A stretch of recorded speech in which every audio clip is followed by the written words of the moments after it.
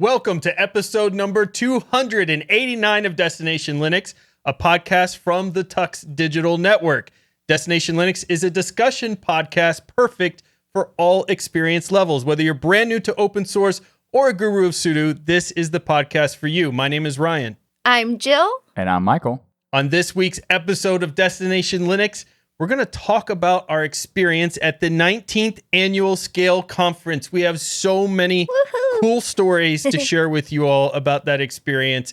And I just have to say at the beginning, thank you so much, Jill, for getting us all together at Scale. It was amazing. Yay. Plus, we have our tips, tricks, and software picks. All of this coming up right now on Destination Linux.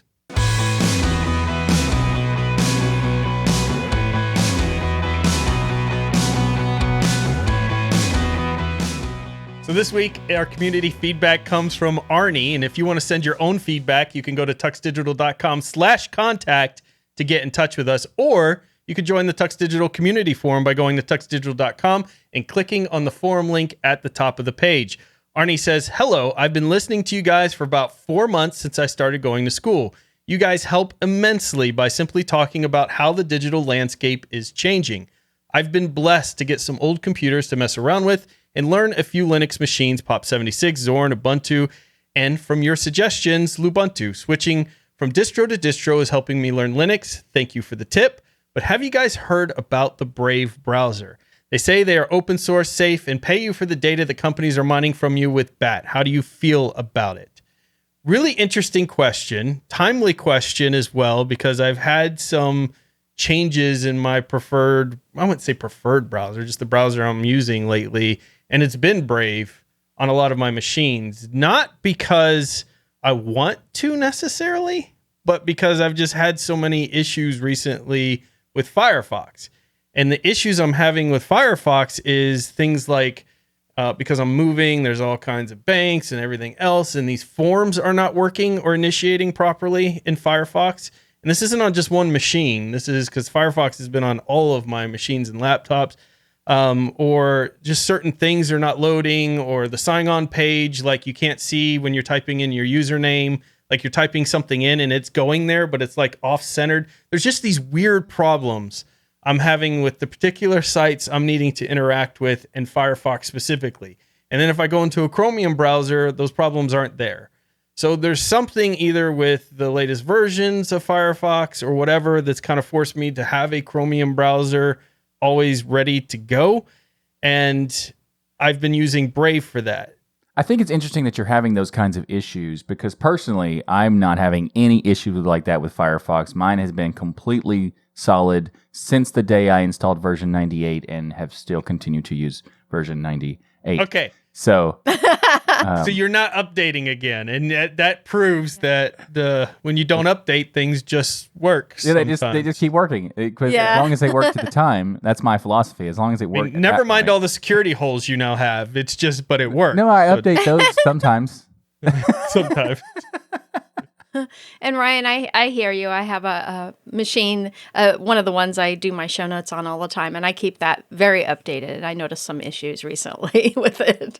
It's kind of annoying with those kinds of issues because they all seem like we're going back to the era of this website works best on Internet Explorer version blah, blah, blah, blah, blah. Yeah. Or Netscape.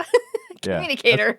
I don't think they ever said that, but like I actually have seen people put on a website best works in Chromium. Like, I see that a lot, actually. Oh, yeah. That is like the old days of saying it works best in Netscape or it works best in IE, you know? Like when I saw it the first time, I was like, it physically hurt my soul. I'm not sure how, but it did.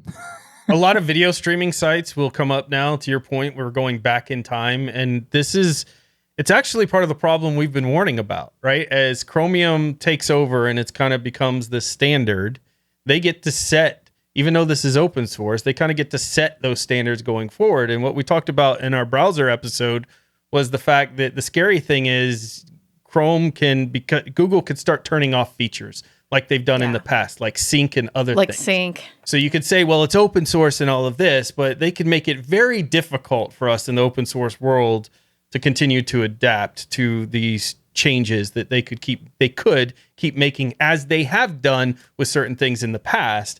And so I want to use Firefox primarily, I don't want to use Brave or any Chromium-based browser. The problem is I feel like more and more we're falling into a realm where if you need to get stuff done, you need to get work done, that these sites are requiring Chromium-based browser, and so you're having to look for an alternative. And this is what we've been warning about. And some people were telling us, oh, get your tinfoil hats off and all of that. Well, we're here. We're getting closer to that tinfoil hat moment that's not so tinfoil hat because it's kind of becoming a reality.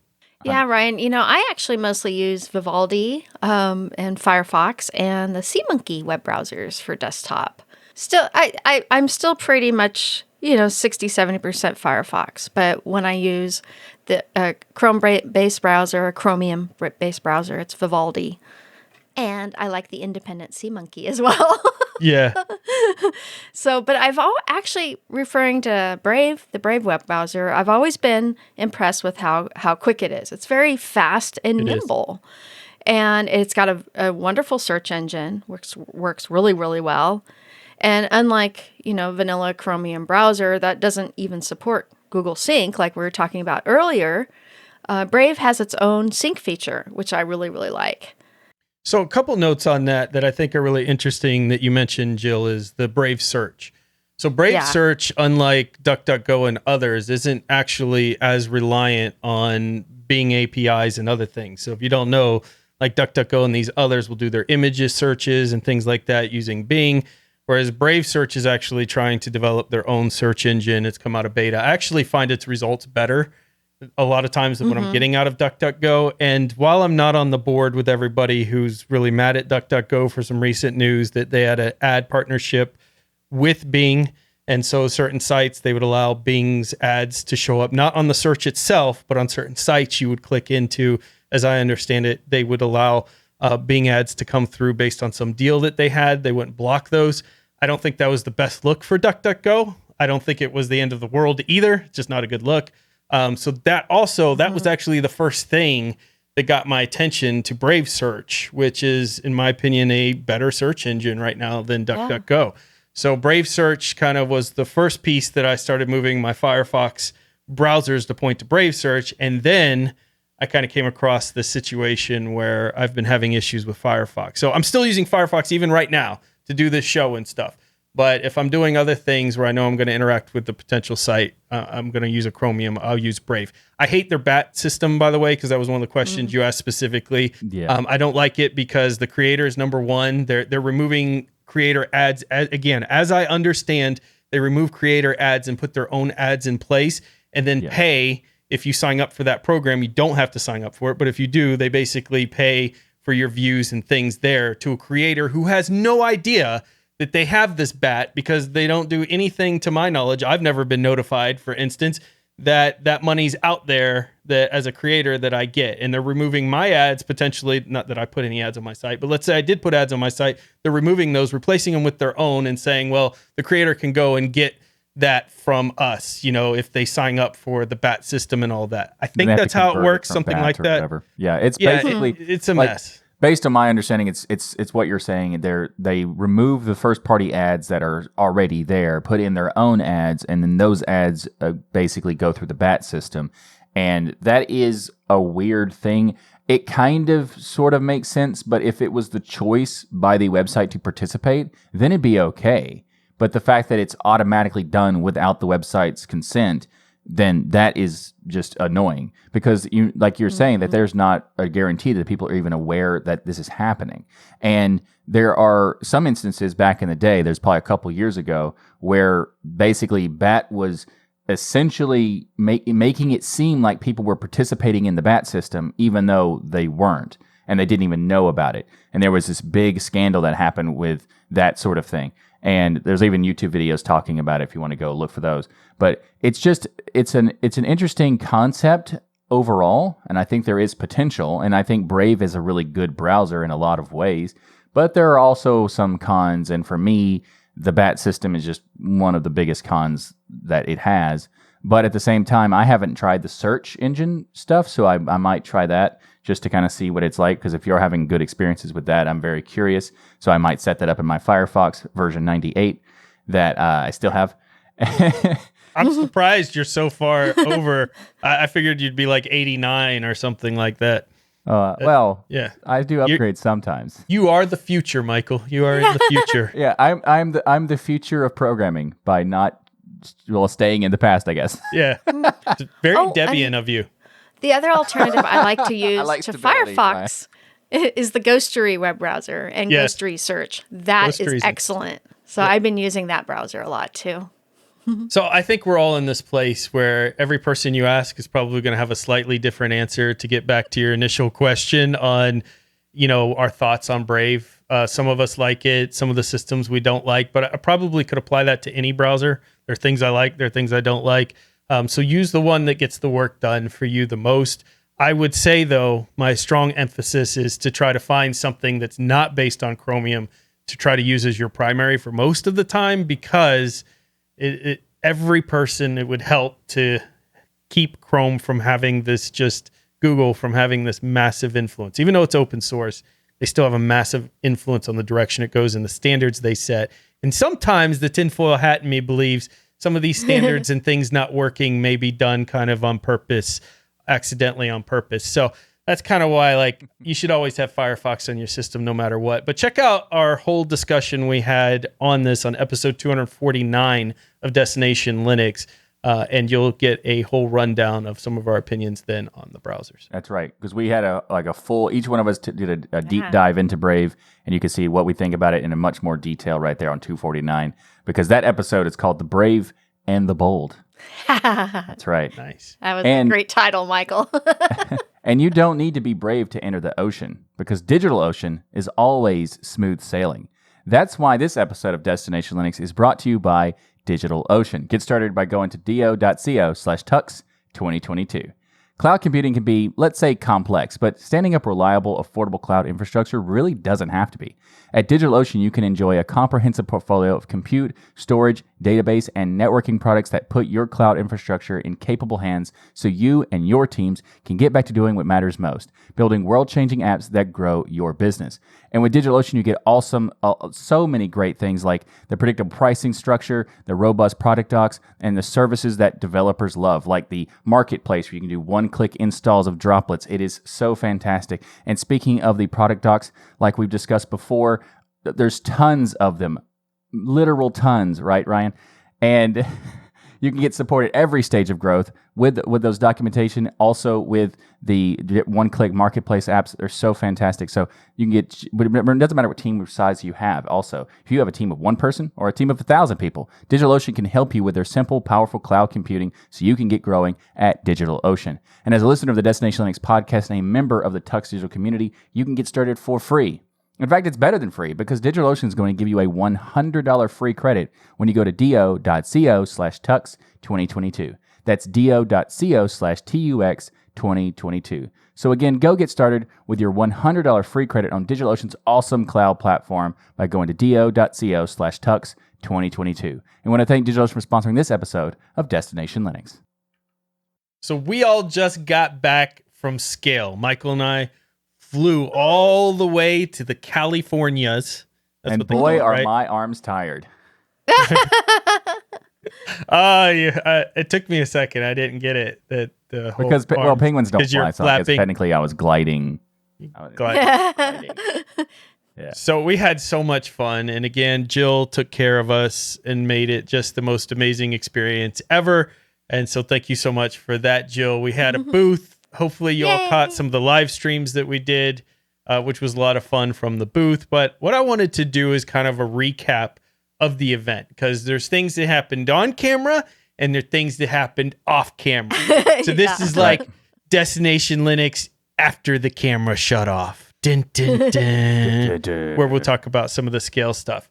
So I want to start with the favorite part of the conference. I mean, of course, right, we got to meet Jill, which was big. This is our first chance ever. Aww. Easily the best to meet Jill, which was just absolutely amazing. And her husband, Steve, which they are so in love, it will make you sick. Like these two, it's not right. They're so in love and they're best friends. And it's just like, come on. Why is everything so perfect, Jill? It's Oh, super pretty good adorable. after 25 years, huh? It's pretty amazing. It was very sweet to see, and you guys are an amazing couple. We had so much fun. And outside of that, being able to meet some of our listeners, make new friends like Gardiner, which we got to meet at the conference and hang out, Jay and all of our friends at System 76. So, Jill, favorite part of the conference. Let's talk about it. Hands down, meeting both of you in RL was honestly a dream come true for me, because I've been doing now the podcast for over 2 years now. Yeah. If you can believe that, almost 2 years actually.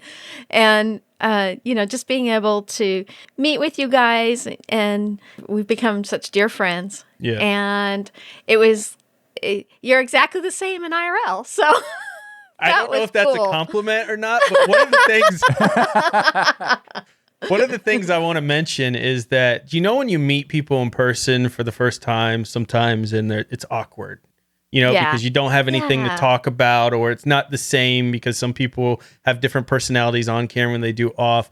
But there was no awkwardness with us. It was like instantly hug, smile, laugh, telling jokes, storytelling. Like it was an instant connection, which I think was quite interesting in there, which is why this trio here is quite amazing. Works well. Yeah. Also, we do have video clips that we shared in our meetings, and we're also going to do like a vlog thing that I'm still working on it because there's a lot of stuff to edit. But you're going to see the video of Ryan meeting Jill and myself meeting Jill. Unfortunately, we didn't get to do it at the exact same time because we were there different days, but we do have recordings of both of those.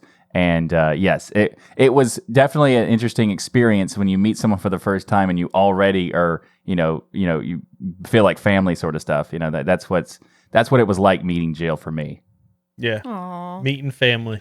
Yeah. My other highlight was the fact that we were even having scale after the lockdown.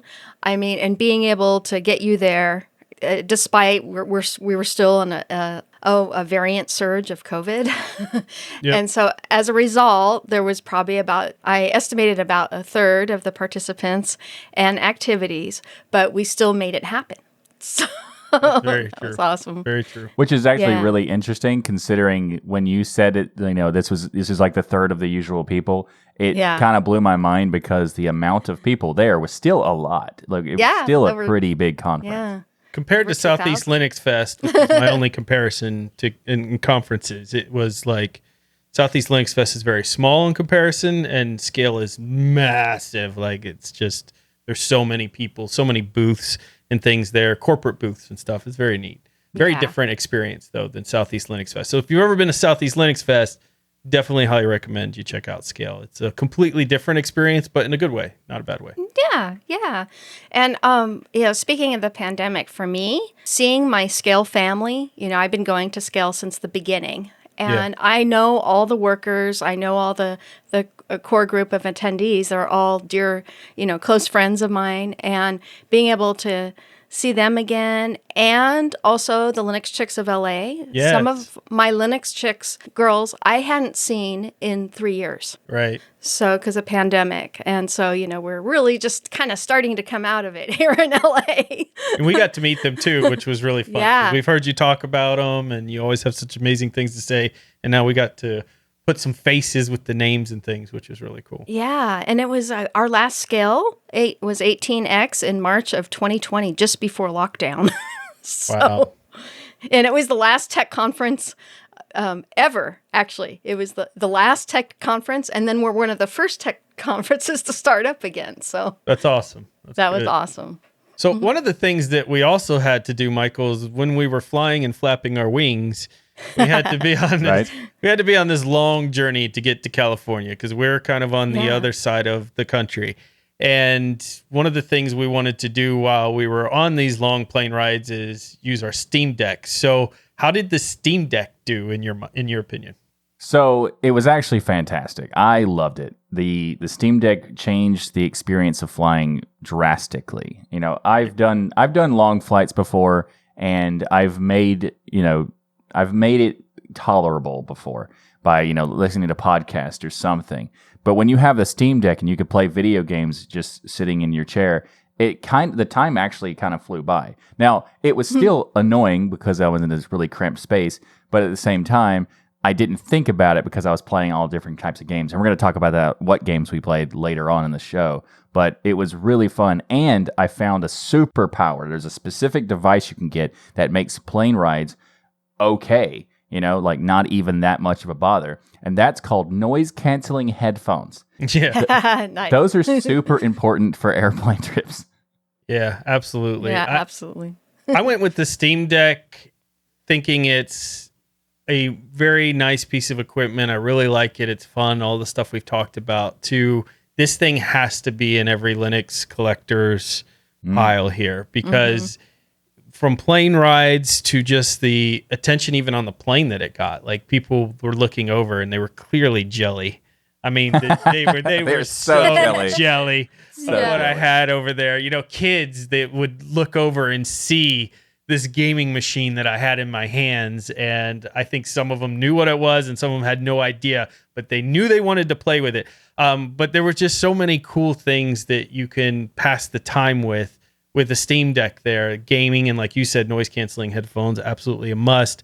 There were so many cool games that you could play offline, which was a lot of fun too. Because I remember before I went on the trip, I started thinking, all the games I have on my Steam Deck are all of them online.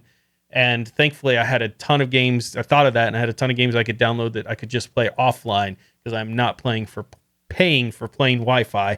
So I was able to, download those and play those like, Super Meat Boy and stuff like that, which are awesome offline games. That was fun. And I did the exact same thing. I was like, wait, do I have any stuff I don't need to be online? And all my games that I had at the time were online stuff. So I went and downloaded a bunch. And I had a ton of stuff in my library that I have never played before.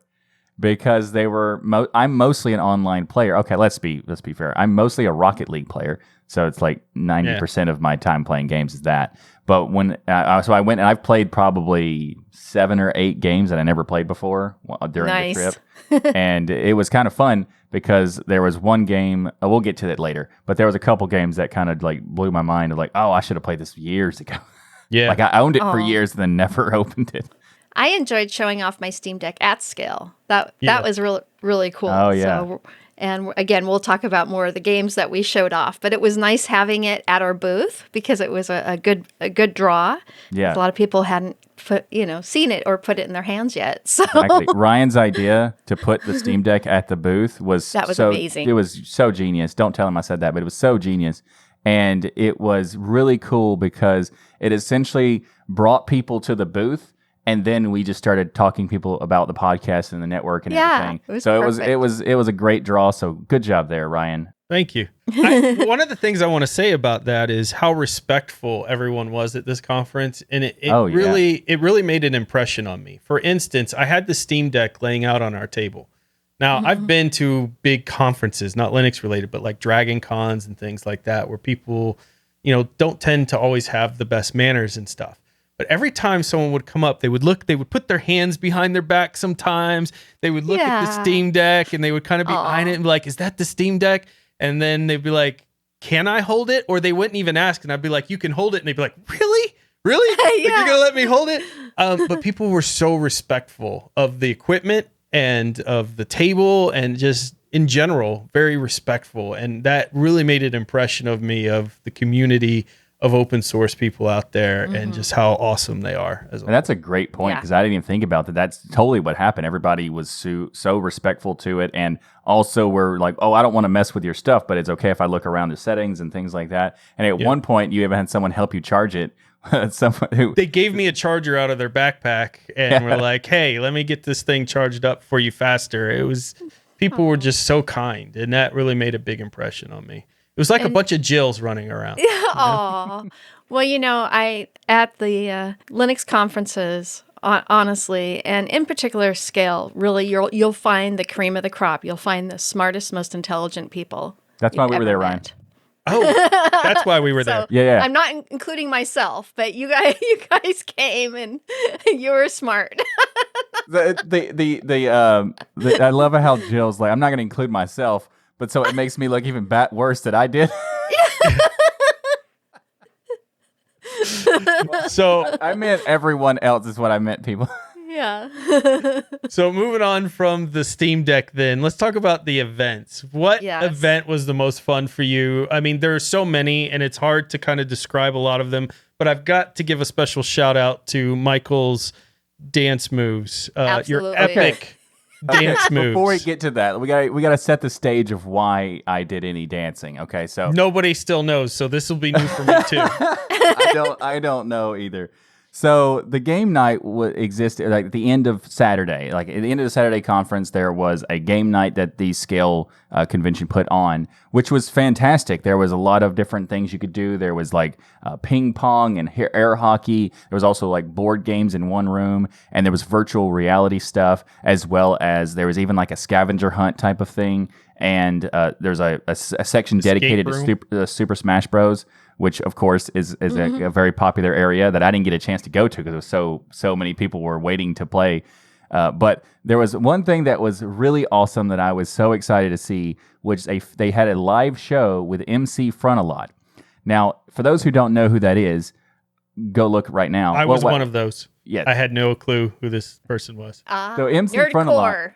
Yeah, he I don't know if he was the founder of Nerdcore, but he was definitely in the early stages of Nerdcore. And that's essentially like nerd-based lyrics with rap music, and it's fantastic. And in my opinion, it was actually pretty dope. I enjoyed the whole time. So for some reason, I decided that it'd be a good time for me to dance. So I'm going to show right now Nerdcore dance moves. And nerds dancing. How could this go wrong? How could this go wrong? Oh, Michael, we forgot to put it on TikTok. We need to fix that. Oh, I do need to put it on TikTok. It could go TikTok. It could be your first viral TikTok video. And it will go viral, by the way. So I just played it on the stream. And for those who missed it, well, you can watch the edited version because I'm not going to play it again. But so to give you a little bit more extra information about this particular dance I tried to do, I had no idea how to do it. And I told Ryan I was going to do it, but I didn't tell him that I didn't know how to do it. So I decided to look at a video one time, look at a how-to of how to do it, and then I went and did it immediately. But it shows. But also the sound was off, so I was just watching the steps. So I think for the first attempt ever, that was pretty good. Like I'm gonna basically prove myself next year, though. I'm gonna do some like dance lessons or whatever, and I'm just gonna like rip up the dance floor. Oh, you're gonna take dance lessons. You should learn the waltz or the tango. The tango would be good. Okay, I was thinking more like modern dances. Jazzercise. Yes, I'm gonna do jazzercise. You could get the band around your head and the whole Grow your hair long and big and poofy. Like 1980s type of stuff. Exactly. Yes, for sure. And leg just, like, warmers. run in place really crazy. Absolutely. I'm totally going to do that. The whole time Michael was doing this, I just thought, that stereotype of nerds not being able to dance is true. Yeah. That's what was going through my head. Cool. No, it was good. It has a kernel of truth, Ryan. You were brave enough to go out there and do that, and I give you mad props for that. Thank you. Thank you. You made it very fun. It's good. I'm going to make it much better next time, and I will be if whoever's coming to the next year's Scale.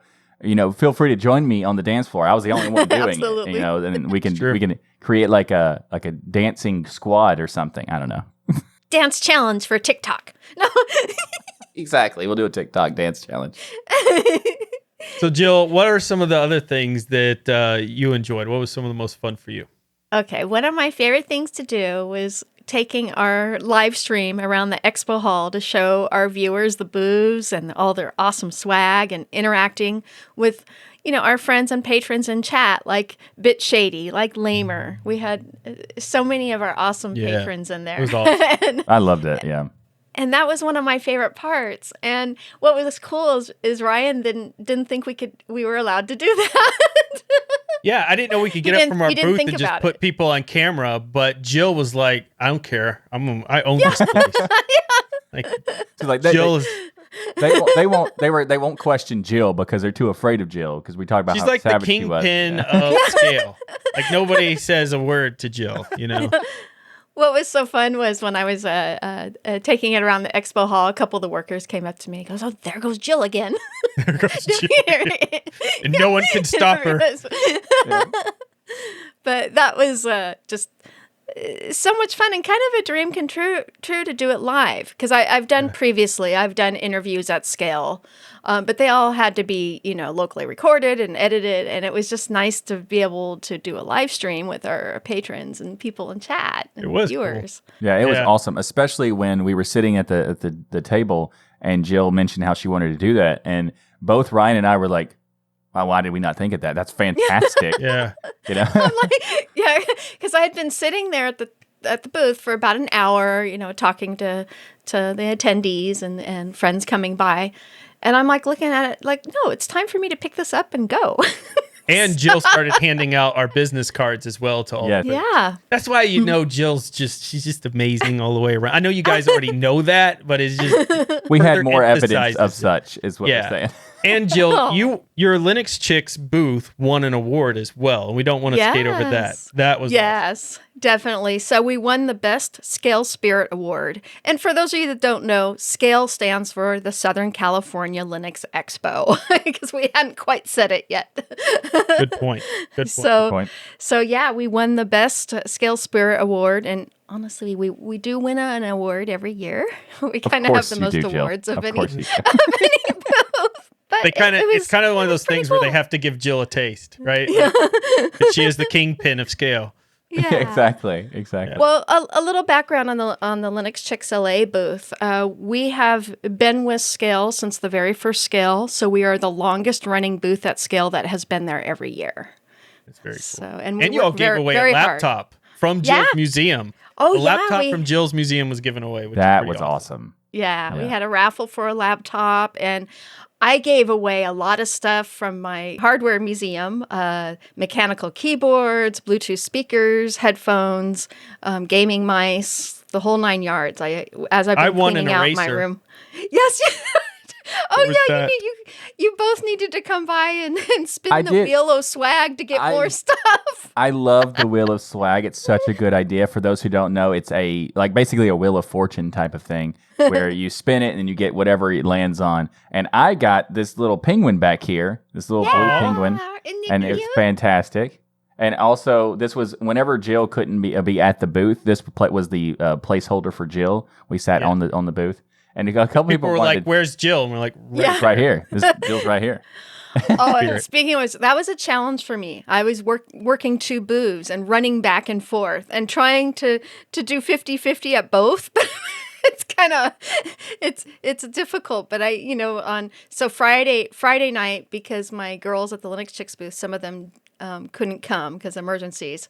So I was mostly at that booth and still popping in the Destination Linux booth. But on Saturday, I pretty much focused on the Destination Linux booth. We need a lot of attention, Michael. Yeah. So Jill had to come help. Which kind of falls in, did you learn anything new question I wanted to ask? Because we learned Jill can run, in fact, across 2 different sides of the conference in amazing record time. But Michael, for me, one of the things that I learned is how important it is to meet people in person. Person. 100%. What was interesting is we've had these years of having no events and all of those things, whether it was prior to all of this, the local lug that I used to run, or just me and Michael traveling and having people meet up with us that are listeners and stuff, or going to Southeast Linux Fest. We always had interactions with people. But being away from that for so long, it kind of made me realize, being back there, how important it is for us to have that human interaction. This virtual thing is really cool. It's amazing we can do this, and we could even become friends as we have over the years through these virtual means. But meeting people in person is so critical, and that goes to some of the people we met, that you just have this completely different impression of them or get to know them on such a different level when you're meeting them in person, going out to dinner with them, talking to them, that stuff. So to me, that's one of the biggest things I think I took away from the conference. Yeah. And it's healthy. Absolutely. As humans, we need to interact with people, and, not seeing each other for so long and just doing everything virtually, is taking a toll. It has 100%. Yeah. It has. Yeah. And it's so interesting that you mentioned this as is like what you learned, because this is something that I didn't know that I was, such a social person, because in the first day we did the conference, I was so excited to do like just talking to random people who came by the booth and stuff like that. So I kind of learned that I was more extroverted than I thought I was. I always said that I was like an extroverted introvert or something like that. Kind of like a combination. Oh no, we couldn't shut you up. Yeah, yeah. Totally. You're a total extrovert. 100%. I might be. Yes, you are. Yeah, and it was fun. I enjoyed it. It was basically like the experience of talking to people just randomly at the booth or just randomly out in the expo hall somewhere was fun for me. And I didn't know that was going to happen. So I guess I learned some stuff like new about myself. So that's great, Yeah. Well, I want to say too, there's a lot of people who you could tell were introverts there. And so if you're an introvert and you don't go to conferences because you're afraid of interacting with all those people, there's a ton of people just like you there. And there's a lot of places for you to still be able to be an introvert and not be uncomfortable. That's what's really cool about scale and the size of it is, number one, if you want to, a lot of people will come up to you and initiate conversations. Number two, you don't have to go around and be Mr. Social like Michael was or Jill. You can also just go around and look at the different booths and pick up swag and listen to the conferences and do that stuff. So it's kind of a great opportunity, though, I think, for introverts to kind of experiment with ways to create interactions and talk, because if it goes terribly, you probably never see the person again anyway. So who cares? That's the spirit. Well, scale, that is one thing that makes scale so special is you can interact as little or as much as you want. Exactly. And they always set up quiet spaces, like there's rooms open, and the crew that runs scale does that on purpose so that you have like quiet spaces you can go, just relax, or you can enjoy being in the hallway track, as we call it, and meeting people. So it's got that nice vibe. And there's also a wide variety of booths to talk to. I talked to every single one of them that I could. A couple were already gone for the day that I like. So when we were doing the booth, the first 2 days, we weren't able to actually, go around that much. So I basically on the Sunday, I decided to just go around and talk to everybody. And a couple had already left, which was disappointing. But at the same time, I still got to talk to like 95% of the people at the conference in the booth stuff. And it was really fun. I mean, there was a lot of great things, and I'll have some videos in the vlog that will like give you some behind the scenes sort of stuff. But there's also something that I did that was basically on the last day. I decided let's go to the beach because why not? So we went to Venice Beach, and it was really interesting because I learned something while I was there that I now understand why people like going to the beach. Mm-hmm. Because for reference. In the South, beaches are more like thousands of grains of lava that surround your feet. So I never really understood why the appeal of going to the beach existed. But going to LA's beaches was like, okay, I get it. This is pretty fantastic. So, okay. Cool. Oh, you guys get a little glimpse of why me and my family are here. Yeah, the weather was absolutely amazing and beautiful, and the scenery and the places you took us. But Jill, I don't want to skip over the fact that there was a special gift I was for trying Michael. to skip over. Yeah. Can you tell us about this special gift that was brought for Michael? So I decided, there's never enough seating at the booths. That they give us 2 chairs. So I brought my stool. and it was a joy seeing how Michael performs active sitting in real life on He's a professional stool. Exactly. It was a little IKEA $3.99 stool that I've had for probably 20 years. Yeah. It was really funny because when the stool was there, I just assumed that I was supposed to sit on it. I didn't even think about no, I'll make Ryan sit on it. I was just like, all right, cool. So it's yours. It's I just did. It just happened. Felt so natural for you. But also, I heard perfect. something happen during the live stream, Ryan, related to the stool. Do you remember what that was? Yeah, well, you got your little vengeance. You set it up so that you put the stool in a spot that you knew I would trip over. And I ended up tripping over the stool. And so I know you did it on purpose. I did not do it on purpose, but it was perfect. And I love that it happened. You got me for all of the jokes about your stool. That's the karma that comes back to you. No, but that had to happen because initially I thought, we need an extra seat because there are 3 of us. And then I'm like, Bring a stool. Michael loves stools. Yeah. Yes. And he looked so uncomfortable the entire time, but he pretended he liked it because he would rather have a chair like most human beings. But he suffered through the crappy stool with no back. To be clear, the reason why that stool did not work as well as my stool is because my stool is about 3 times larger. Yeah, and higher. it fits me better than this other one. This stool was a Jill-sized stool. This stool was actually more comfortable for me than the chairs. Yeah. But we can have you on a stool. That'd be ridiculous. We put Michael on stool. Yeah. That's how this works. Yes. So it was funny because people were making comments about the stool too. Like, where's the stool? Somebody get him a stool. Someone said they were going to go to Target to buy a stool and bring it back. So the stool thing has definitely made its way. I'm very proud of that. I'm so happy. Our entire listenership. I love all of you for that. 2.5 years. We can let it go now. It's okay. I can't. The funniest moment, speaking of which, so I get to the conference. I'm sitting at the table. Michael did an amazing job. Don't tell him I said so.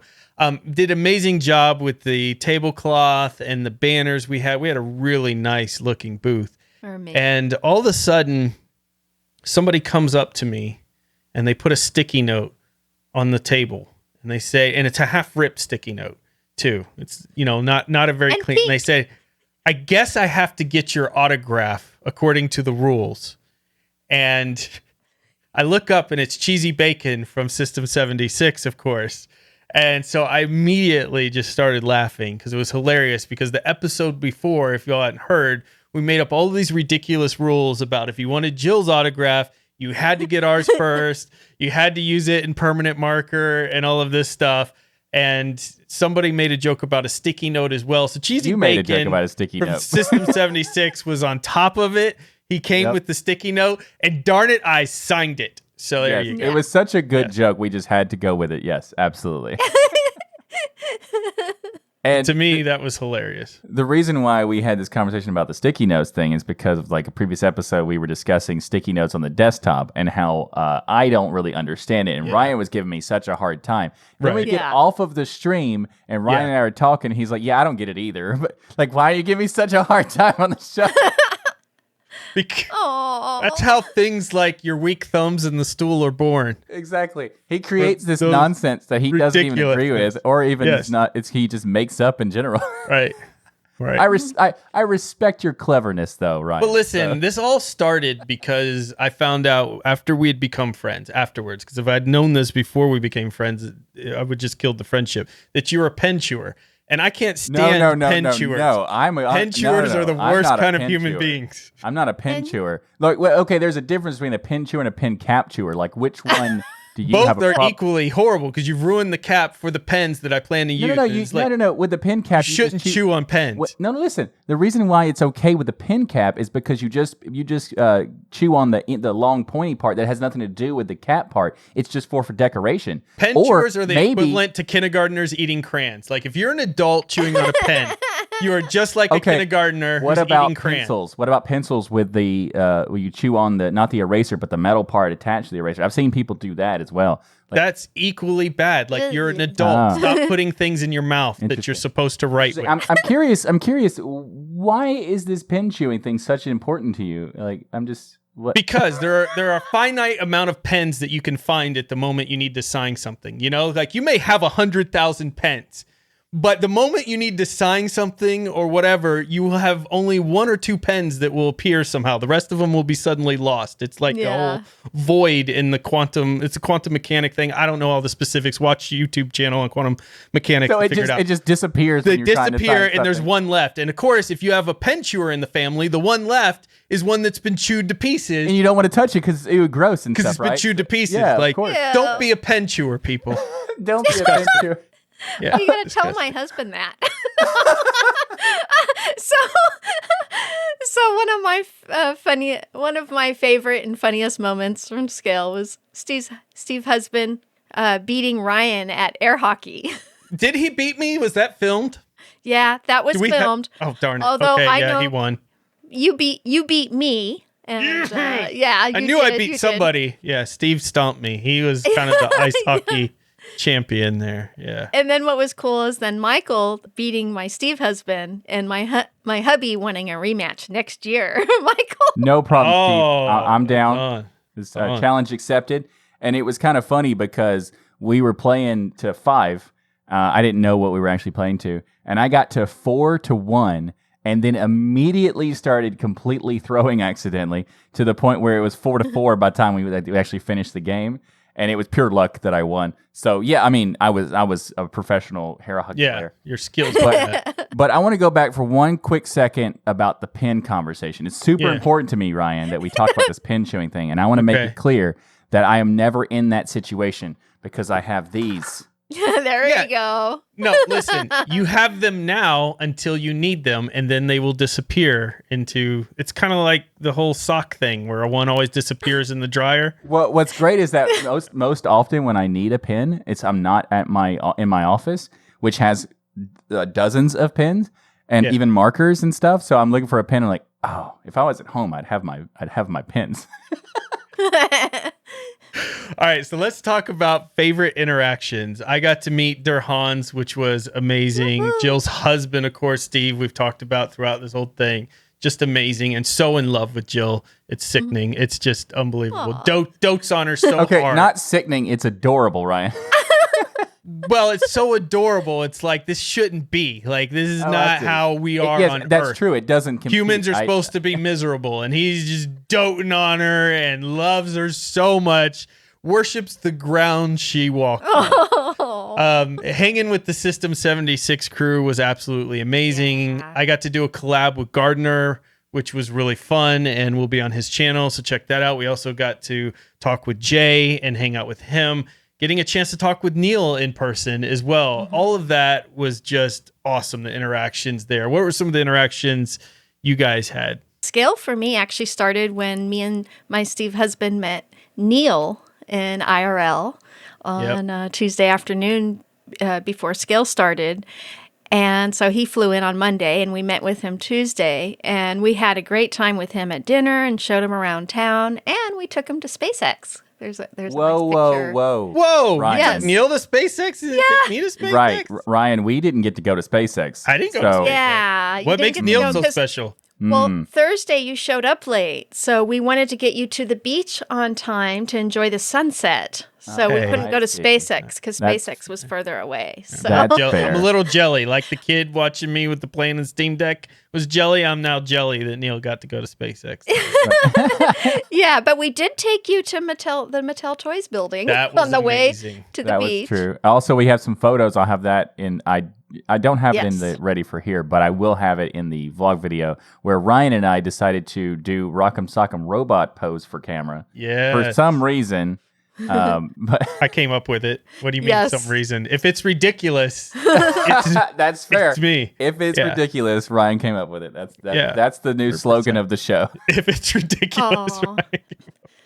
And yeah, so one of my favorite interactions was actually taking both of you to the beach and Yeah. dinner at the pier in the hometown that I grew up with. I wanted to show you my life here. It's been a lot about the beach because my father is one of the old surfers who surfed with Dewey Weber and the Beach Boys and did all that. So, it was So part Jill of my life. kind of knows everybody in California. And they kind of all know her, and her family has history everywhere. Like she's like, oh, that building, part of my family's history. This Yeah, building's part of my aerospace family's history. But the weirdest thing for me is when people kept coming up to Jill, handing her Manila envelopes full of money. I thought that was a little odd.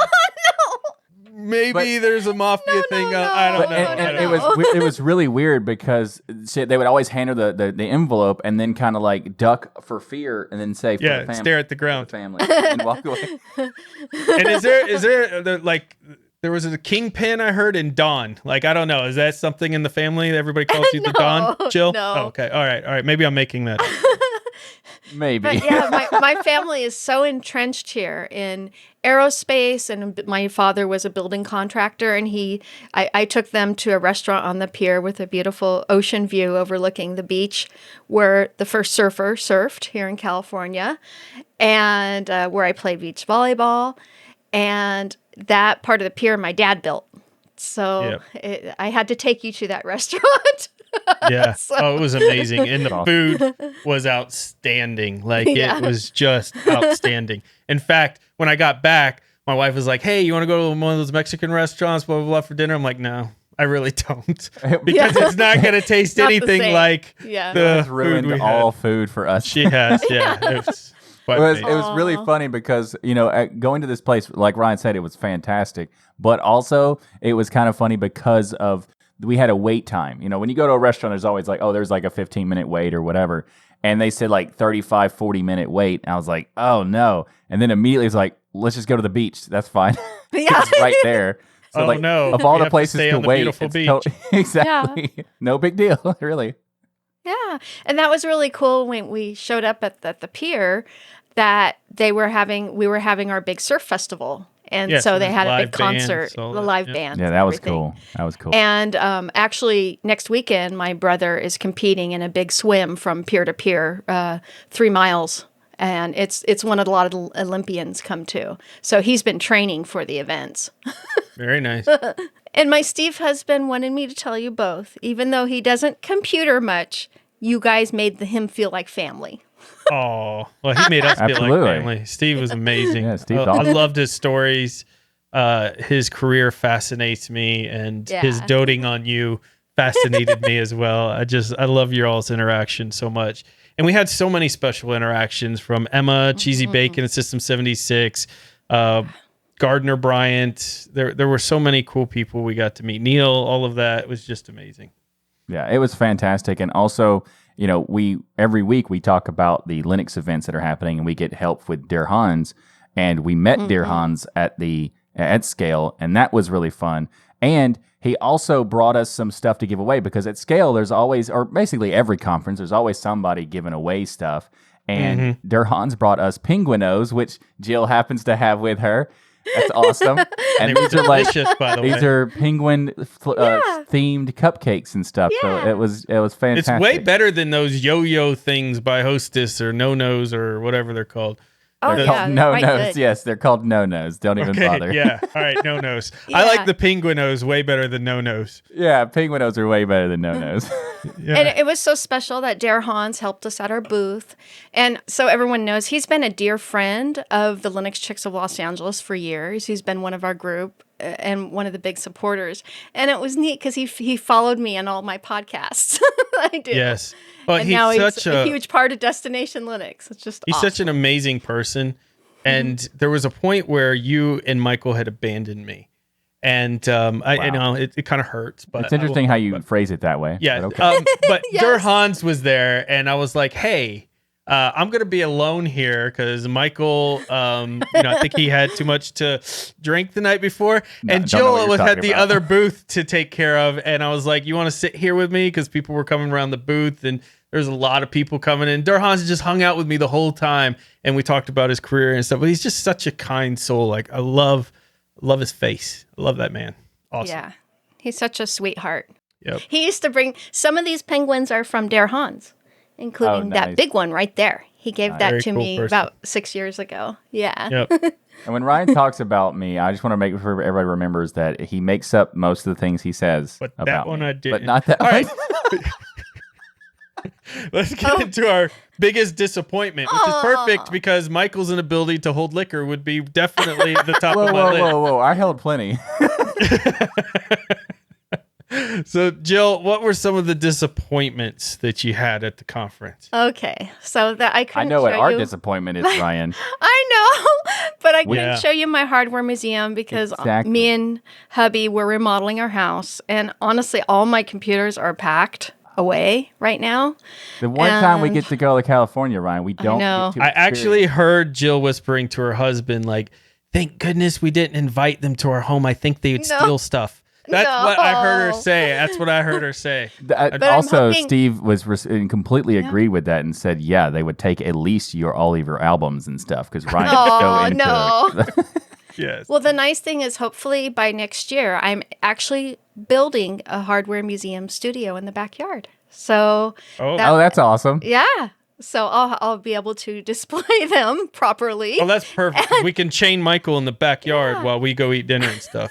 That'd be great. You don't need to chain me at all. Just I would probably lose track of time and just be in there forever. In the Especially museum. Yeah. so, like we talked about it on a post show about Jill's collection for vinyl records and stuff, and she has different types of music that like I'm a huge fan of, and she mentioned this one band that at the time no one's really. In that post show, no one was as much as a fan as I am of that genre, so they didn't know who these people were. And then she says, "Well, I happen to have like an original Kraftwerk." And if you don't know much about EDM, Kraftwerk is a band that essentially invented EDM. And when she said that, I was like, "Whoa, go back, Jill. What?" So I want to, the next time we're at Scale, I need to listen to some original vinyl record of Kraftwerk and also Giorgio. I want to listen to that too. Yeah, Giorgio Moroder. Yeah. It's fantastic. I have can't a wait. Glow in the Dark Kraftwerk album. And yeah, so they were Awesome. one of the original inventors of electronic music, and in particular, kind of the techno dance EDM genre. Interesting.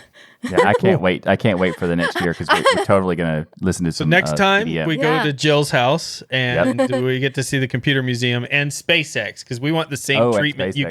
gave Neil. No, I know. We don't want to just be didn't have treated less time to- than Neil. Just the same, Jill. Why does Treat us the same. patron get more attention than we do, Jill? That's it seems like you're playing favoritism. Oh, no. We were just able to spend a lot more time We're with teasing. Neil. We're teasing.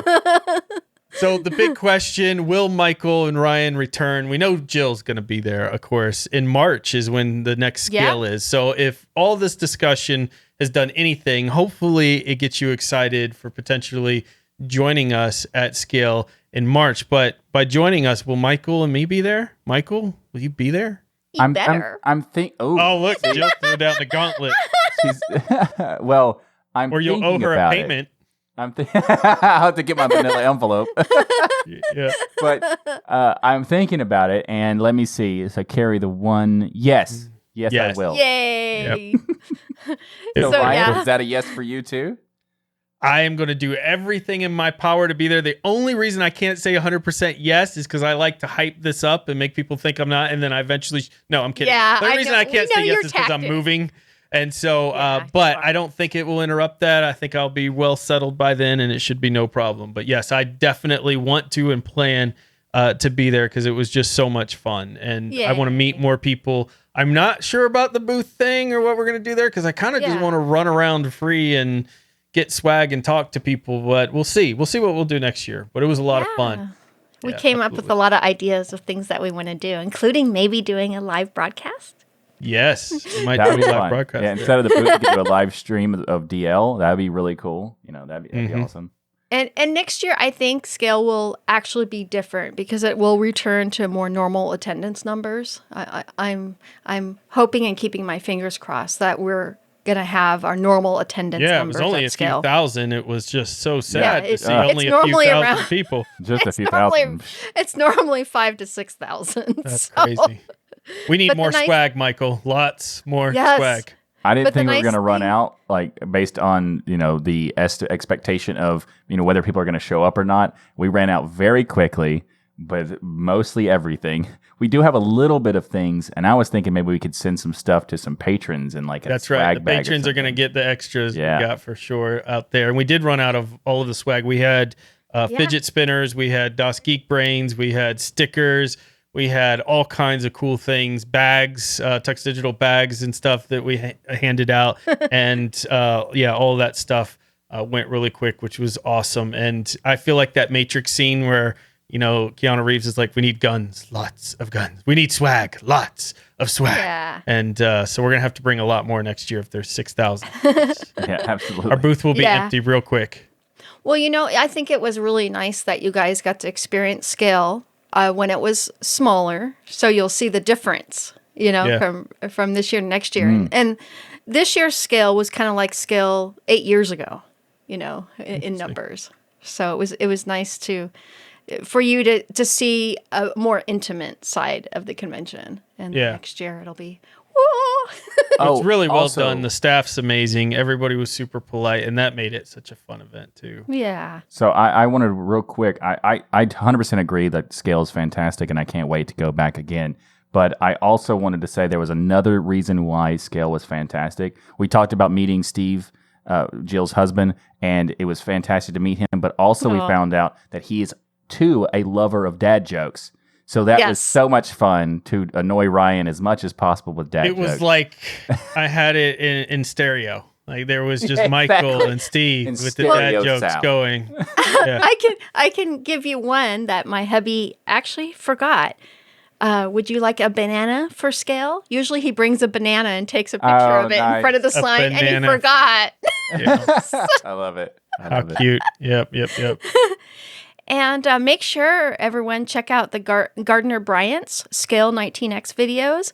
We are featured heavily in them, and we had such a wonderful time with him. And he interviewed Ryan too. I'm looking forward to seeing that. Yeah. Hopefully that'll be on his channel maybe next week or so. And it was a lot of fun getting to know Gardiner, the Linux gamer. You might know him as well out there. So huge shout out to him, and it was awesome hanging out with them at dinner.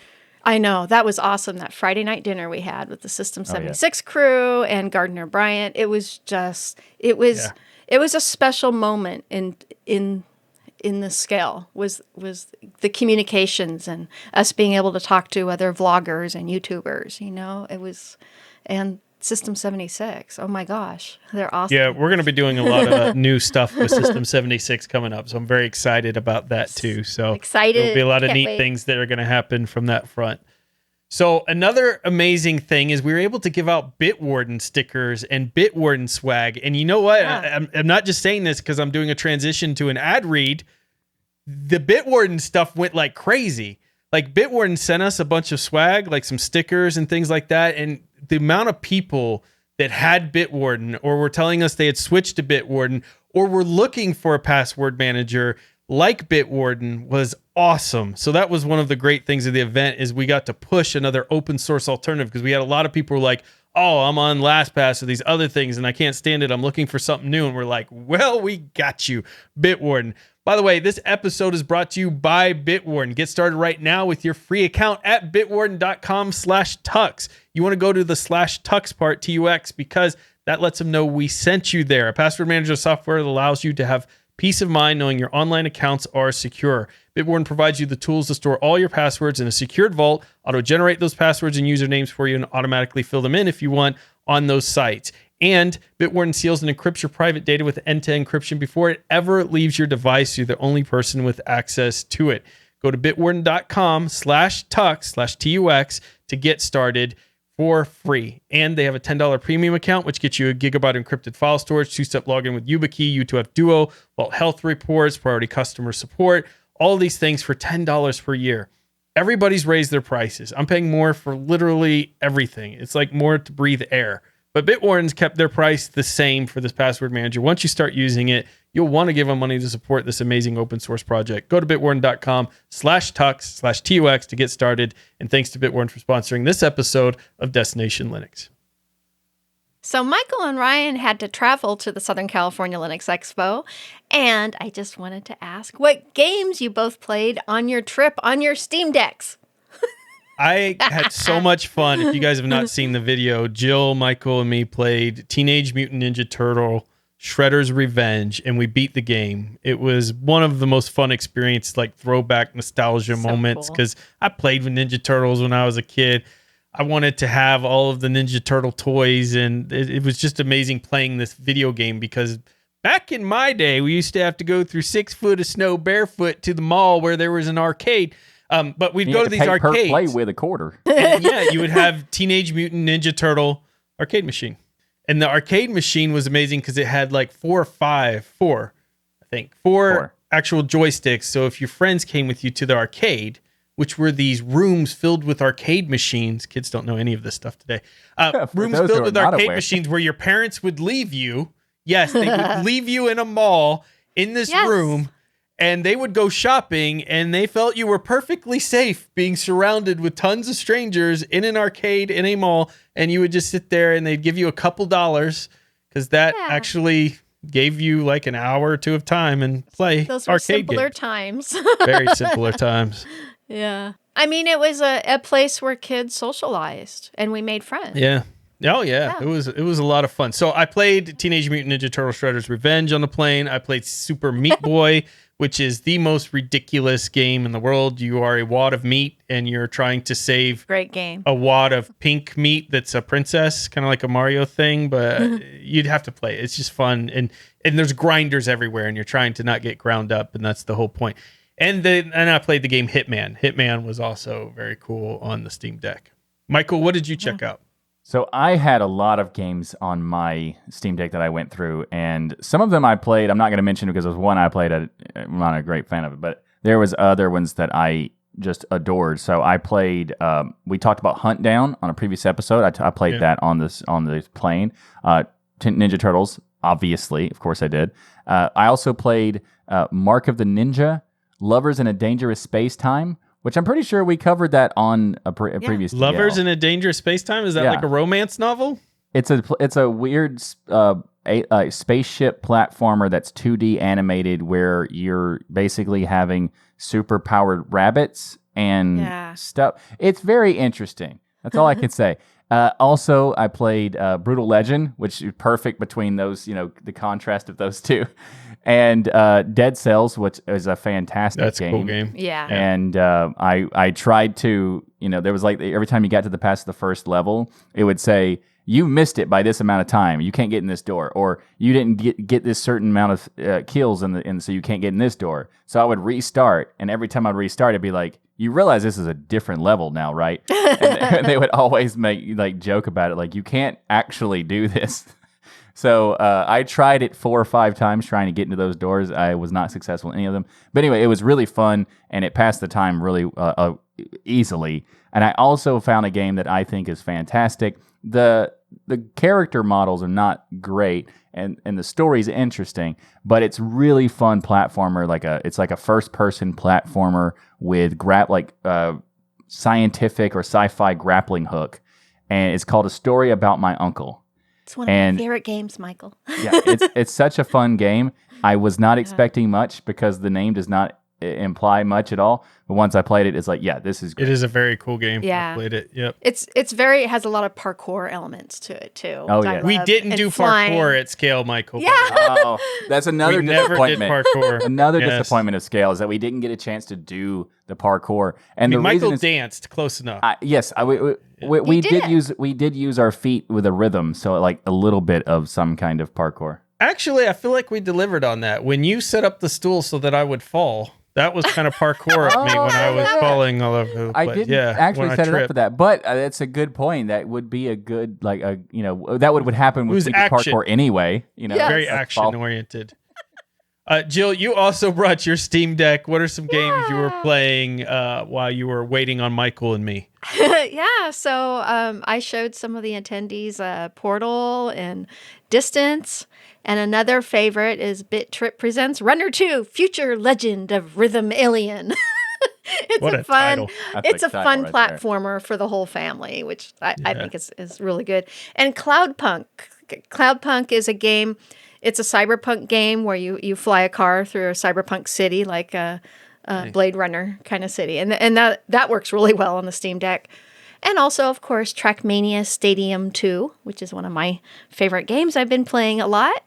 And so it was just really great being able to not only show off the Steam Deck, but have people interact with us because of the Steam Deck. Yeah. Ooh, there's a Steam Deck, because all Linux users want the Steam Deck.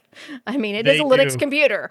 You would not see just a it in gaming their computer. eyes. It was like that moment in Lord of the Rings where Gollum's like, my precious. That kind of look, and their eyes would dilate when they would see the Steam Deck on the table. Like it was so awesome to see how much people really adore the Steam Deck. And a lot of people have it on order and they're waiting for it.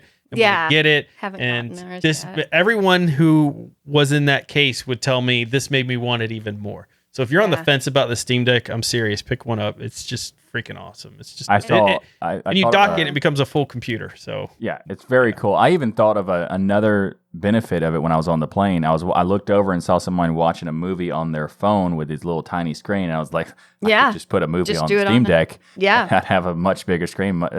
So there's so much potential to it. And I dropped down to the desktop with the KDE Plasma experience, and I have to say that it worked very nicely on the Steam Deck. Arch. It does. Yeah. It was because of the KDE Plasma part. Arch. Arch it's a nice benefit Both to have. Arch and Plasma. Thanks, Jill. I actually put Window Maker on my Of Steam course Deck you did. already. Of course you did. Did you put rat poison on it too? Yes, actually I have, but it's I don't think it'd be that You need to effective on you Steam need Deck. I need to use my Bluetooth keyboard or a USB keyboard with it for that. Absolutely. But what's nice is when it was I was at the booth showing it off, I made sure to tell the people looking at it that we talk about it on Destination Linux and our other shows on GameSphere and our other shows here on the TuxDigital Network. Nice. Yep. Jill, that's what I love about Jill. Always selling. Always selling. Yeah. Running around like a ball of energy. Hand out business cards. Jill is Exactly. like Bionic Woman. She's just amazing. She could jump everywhere, help out everyone there. And that's why I had to do a software spotlight of That was good transition. Yes. The software spotlight this week is NNN. NNN is the fastest terminal file manager out there. Well, according to them anyways, but I don't know anybody's really going to challenge them on that claim because it's really fast. It's really minimal. Ranger's really cool, but honestly, Ranger has so many features and things. I'm not saying you wouldn't use it, but it's got so many things that it's like, why not just use the GUI file manager? Because it practically is kind of a GUI file manager, but it runs in the terminal. It's very cool. Love Ranger. Don't get me wrong. But NNN is very simplified version of Ranger.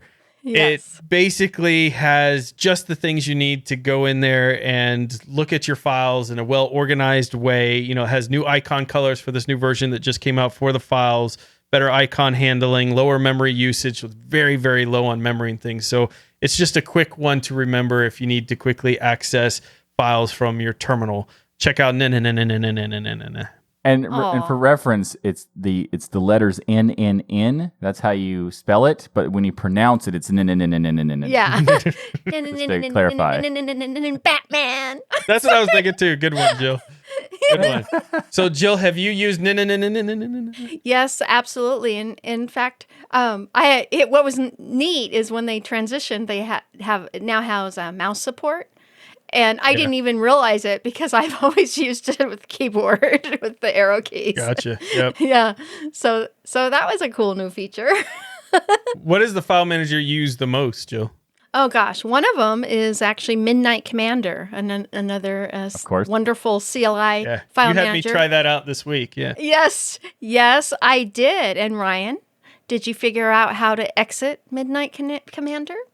So anyways, is a really great file manager out there. And look, Midnight Commander, there's nothing, it's the Vim of file managers. There's nothing telling you how to exit this thing. I tried the fire command thing we learned last week in the terminal to burn it away. That didn't work.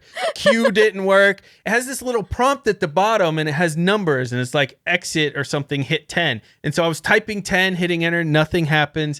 And then I'm talking to Jill, we're doing the pre-show and she's like, oh, hit the function key and F10. But there's nothing that even begins in Midnight Commander to tell you that function key is the key you need to hit to 10. It doesn't say F10, it just says 10 there. Like Midnight Commander is purposefully made for people like me, Ryan, yes, to get frustrated with. What's funny about it is that Midnight Commander is a very powerful file manager, and Absolutely. I used it for a while. It's dead to me in the early kidding. stages Cool. of Linux. When I first got started, there wasn't a lot of options, so I was using Midnight Commander. But these days, I do have more of a preference to the modern GUI style stuff like Dolphin. But I wanted to give you a little bit of some, leeway, Ryan. I also took me a few times to figure out how to get out of Midnight Commander. I'm proud of you for admitting that, Michael. Yeah. Yeah, Aw.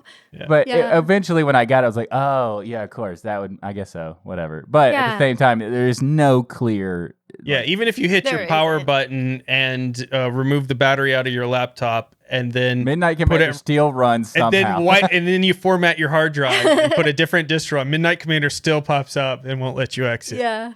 But you know, a lot of like, haha, guess what? a lot of that, like you were saying, has a lot of similarities to Vi or Vim. Yes. You know, it originally was developed for Unix and even Minix. I guess there's a Minix port, but Unix and Linux and DOS. And back in those days, you used the function keys a lot in programs. Yeah. So it was just assumed that you knew that the 10 meant F10. I love that we keep things around from like 25 years ago and make them standard today and don't give any update. Like, why not just make it like punch cards to get out of it? Like, let's really, if we're going to dig into this old stuff is better. No. In order to get out of Midnight Commander, you got to put sticky notes on your desktop. That's how it works. There we go. Do you think Cheesy Bacon actually kept the sticky note with our signatures on it? Highly doubt it. Aww. Highly doubt it. I bet he framed it. I drew a little penguin on my signature. Yeah.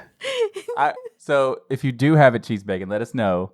And frame it and hang it in the System 76 halls. If you do that, you will be amazing. A personal hero of ours. Yes, if you can frame it and have it in the System 76 wall. So when people go on tours, they just see a random partially torn sticky note with Michael and me and Jill's signature and on also it. make sure that the frame is like excessively large for it. So you see this big empty space.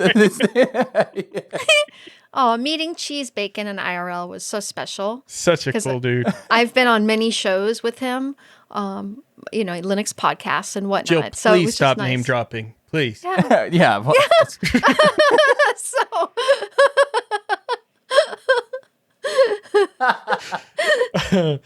That was fantastic. No, he was an amazing person. And Emma and all of them were just stop name dropping, Ryan. Come on. I'm allowed to. Emma is my spirit unicorn.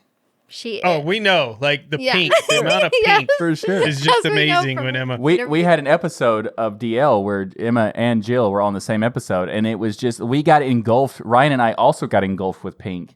Yeah. You know, like we couldn't help it. It just happened. Our lights turned on to all pink, and we didn't even know how it happened. It just took over. The amount of happiness with Jill and Emma in a room together is just like the world starts splitting. You know, it's just amazing. You two the world are can't amazing. Take that sort of thing. Yeah. Aww. So let's move on to the tip of the week. And this is a very interesting tip because I was suggested to it by a community member. And it's like, basically, have you ever found yourself wanting to know when you ran a particular command on your system? Well, thanks to Brock, one of the members of the TuxDigital community, this week's tip is going to help you do just that. You can make it so that running the history command will include a timestamp in the output of each item.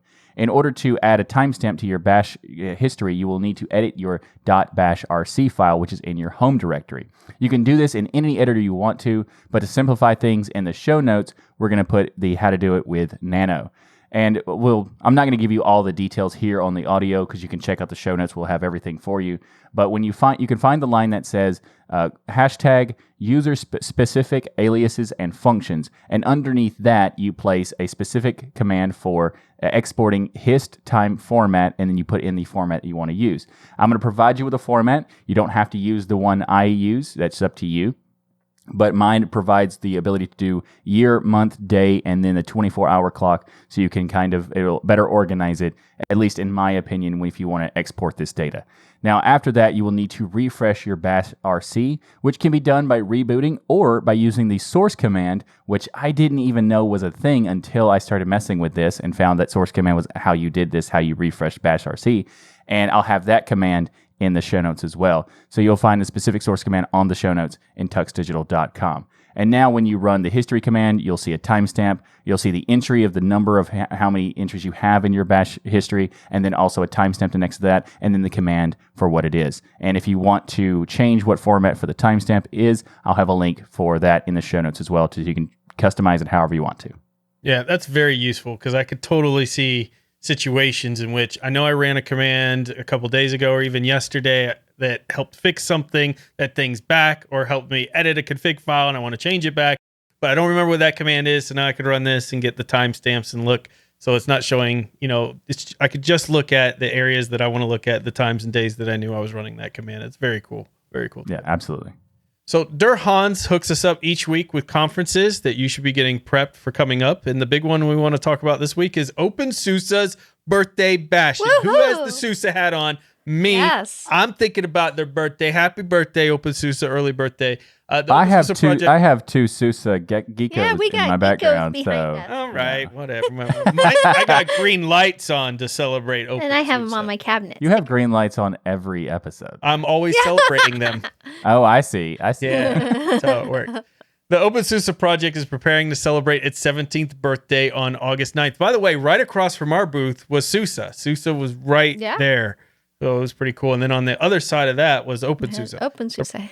Yep. Yeah. The project will have a 24-hour social event with attendees visiting OpenSUSE's virtual bar, commonly referred to as the OpenSUSE bar or /bar. Go check that out. This is a really fun event to go celebrate OpenSUSE's birthday, their 17th birthday out there. If you love the OpenSUSE project, I'm sure Nate's going to be there if he can. Unless the world's burning, I'm sure Nate would be at OpenSUSE's birthday bash because he's such a big fan of them. But really cool. So check out the OpenSUSE birthday bash. And a big thank you to each and every one of you for supporting us by watching or listening to Destination Linux. However you do it, we love your face. We're here every Sunday at 1 p.m. Eastern live at tuxdigital.com/live. And the best part, everyone is invited to watch the recording of Destination Linux each and every week. We can't wait to see you in the chat. We also have our glorious patrons with us right now in the 60,000 square foot virtual stadium where they can hang out with us every week after the show in the patron-only post show. Plus, they get extra perks like unedited versions of the show and so much more. You can learn more about what you can get when you go to tuxdigital.com/contribute and click on the patron section to sign up to become a patron and get all these awesome perks. You can I don't want to brag, but our virtual stadium's bigger than all of Scale. So... that's true. That is true. That's true. It is much bigger than all of Scale. I mean, it's also fictional, but it's definitely much bigger. Yes.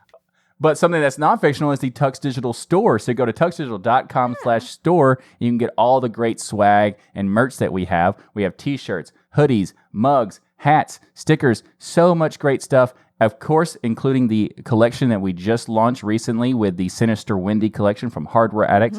You want to join Team Wendy, you can go check that out. We also have so much other great stuff. You can see we're actually kind of sporting some of it. Jill's sporting the Destination Linux shirt. I got the Linux is Everywhere shirt. And Ryan is like slacking right now for some reason.